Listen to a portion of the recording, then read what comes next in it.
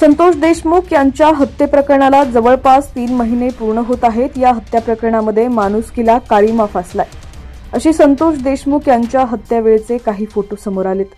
संतोष देशमुख यांच्या हत्येच्या निषेधार्थ मारेकऱ्यांना फाशीची शिक्षा व्हावी या मागणीसाठी आज बीड जिल्हा बंदची हाक देण्यात आली आहे।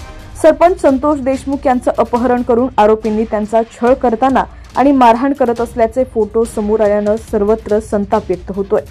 याच पार्श्वभूमीवर आज मंगळवारी जिल्हा बंदची हाक देण्यात आली आहे। संतोष देशमुख हत्या, खंडणी आणि अॅट्रॉसिटी या 3 गुन्ह्यांचा तपास करून सीआयडीच्या विशेष तपास पथकाने दोषारोपपत्र न्यायालयात दाखल केलं। यासोबत पुरावे म्हणून देशमुख यांना आरोपींनी मारहाण करतानाचे, विवस्त्र करतानाचे आणि अन्य घृणास्पद कृत्य करतानाचे व्हिडिओ शूट केले।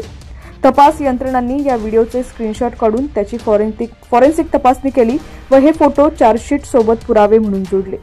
सदर फोटो समोर आल्यानंतर सर्वत्र संताप व्यक्त होतोय, त्यामुळे जिल्हा बंदची हाक देण्यात आली आहे। संतोष देशमुख यांचे हत्या प्रकरणात गुन्हे अन्वेषण विभाग यांनी न्यायालयात दोषारोपपत्र दाखल केलंय।